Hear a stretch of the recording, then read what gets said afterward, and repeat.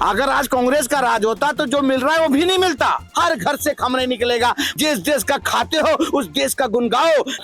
नमस्ते, मेरा नाम आदित्य आचार्य। अभी हम कनॉट प्लेस दिल्ली में खड़े हैं। अभी हम लोग जनता से बात करेंगे ईरान, इजराइल और यूएसए और इसमें इंडिया का अभी क्या रोल प्ले हो रहा है यहाँ पर। चलिए जनता से बात करते हैं कि वो अभी भी अपने प्रधानमंत्री के ऊपर पूरा विश्वास रखता है, क्योंकि विपक्ष इसका कुछ ऑपोजिट ही कह रहा है, कुछ अलग ही कह रहा है।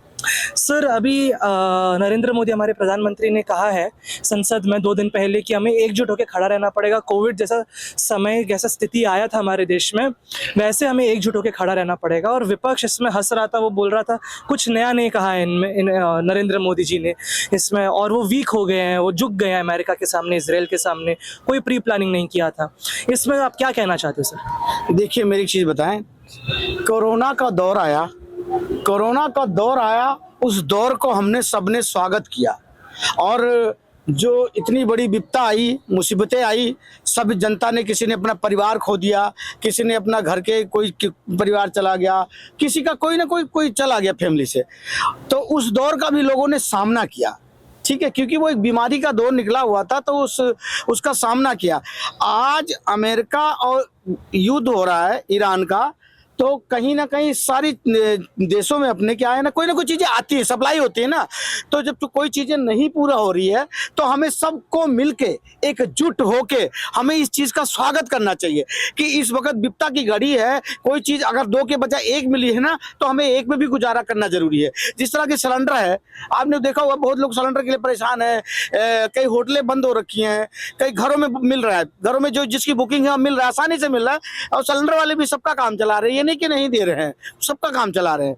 तो इस तरह से मोदी जी का कहने का मतलब ये है, आज अगर कोई वार हो रहा है कई देश में, कोई चीजें नहीं आ रही, तो हम सभी जनता को, सबको मिलकर इस चीज का स्वागत करना चाहिए और सबको एकजुट होकर खड़ा हो जाना चाहिए, ना कि विपक्ष की तरह कपड़े फाड़ना चाहिए एक दूसरे की, बुराइयां करना चाहिए एक दूसरे के। क्योंकि देखो, ये विपक्ष का भी फर्ज बनता है कि देखो, जब जनता जब हमारा चीज ही बाहर से कोई चीज नहीं आ रही है तो हम कैसे करेंगे?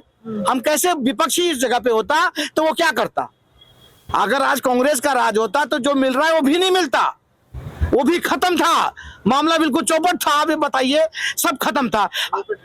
और अब एक चीज बताइए, कांग्रेस के टाइम पे आज जो घरों में जाके सिलेंडर दे रहे हैं लोग, बुकिंग वाले, और 913 रुपए का सिलेंडर दे रहे हैं, वो कांग्रेस के टाइम पे तो 1200 रुपए का सिलेंडर लिया है, 1200 का भी लिया है।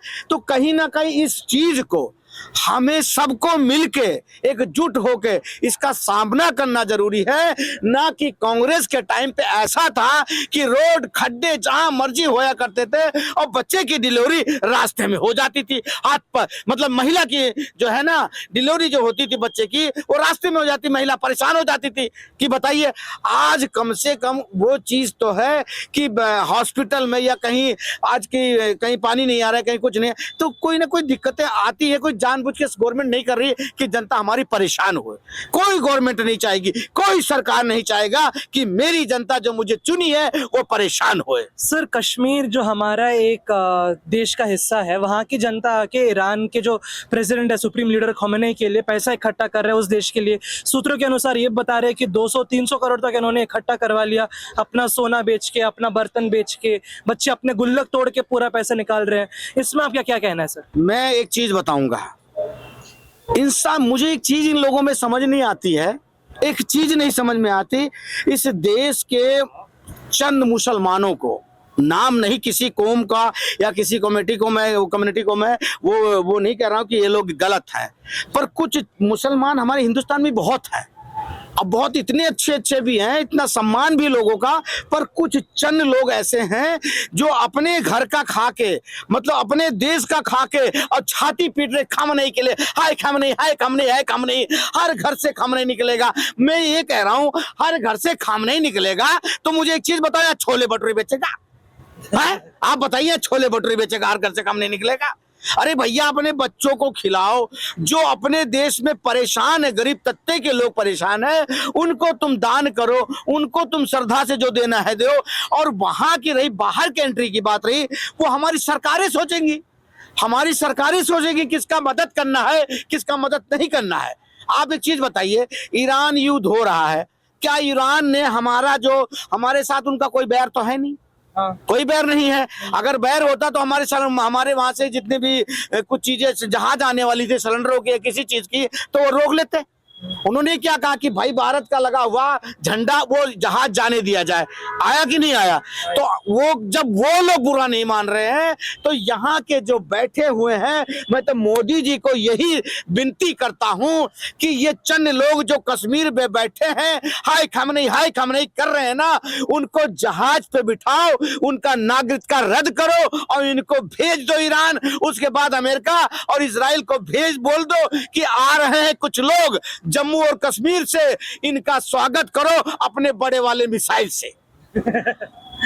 अच्छा सर, और एक आखिरी सवाल आपसे पूछना था कि अभी अगर विपक्ष कांग्रेस पार्टी अभी राहुल गांधी हमारे प्रधानमंत्री होते तो ये स्थिति कैसा रहता हमारा देश का स्थिति, आप थोड़ा बता सकते मेरी बात सुनो, राहुल गांधी जो अगर प्रधानमंत्री होते ना तो आज पता लगा कि मेरे देश में भी बम फट रहे होते, आज पता लगा मेरे देश में भी बम फट रहे होते और आप ये माइक लेके खड़े होते ना, आप कहते कौन सा खोपची में घुस जाऊं, कहीं ऐसा ना हो कि मेरे ऊपर ही मिसाइल गिर जाए।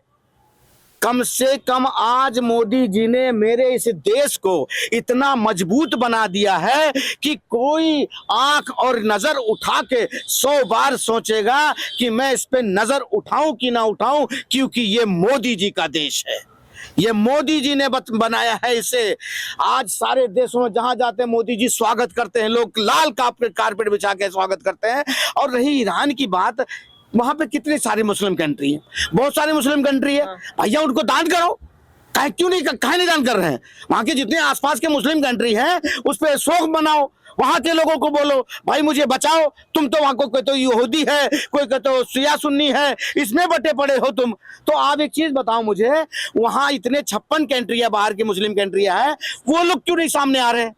हमारे हिंदुस्तान के इनके आज बांग्लादेश में कुछ होता है, हमारे हिंदू मारा जाता है, आज क्या नाम है, क्या कहते हैं, पुलवामा हमला होता है, तब ये रार हो जाती है, तब इनको पता ही नहीं लगता है कि मुझे अपने देश के नागरिक अगर मरे हैं तो हमें उनके लिए भी कुछ करना चाहिए। नहीं हाय खामनई, हर घर से खाम नहीं निकलेगा। अरे भैया हर घर से खाम नहीं निकलेगा तो क्या पंचर बनाएगा? बताइए, पंचर पुत्र पैदा करोगे तुम लोग? अरे भैया खुद तो कहते हम घर में नहीं खाने को, अम्मा चली भुनाने को, और कपड़ा लत्ता खोल के सोना चांदी बेच के और भेज रहे हो वहां, क्या नाम है, खमनई के यहाँ। अब बताओ, एक बाबरी बना है और एक यहाँ पे कुछ लोग यहाँ पे ऐसे टुटपुंजिया लोग हैं जो बाबरी से परेशान है, बाबरी बनाओ अरे भाई एपीजे अब्दुल कलाम के नाम से कुछ चीजें बना डालो, वीर हमीद के नाम से बना डालो, ये कुछ देश के हमारे जो अच्छे मुसलमान हैं उनके नाम से। अब बताओ सोफिया कुरैशी ने पुलवामा हमला में उस बहन ने क्या किया? घर में ही घुस के उनका बूम बाम कर दिया, अब बताओ, ऐसे भी तो लोग हमारे देश में। पर मुझे एक चीज समझ नहीं आता है, जो पढ़ के थोड़ा बहुत आते हैं मुल्ला जी से, ये मुझे पता नहीं मुल्ला जी क्या सिखाते हो, मुल्ला जी इन लोगों को? अरे कहो कि जिस देश का खाते हो उस देश का गुण गाओ, ना कि ईरान का गुण गाओ।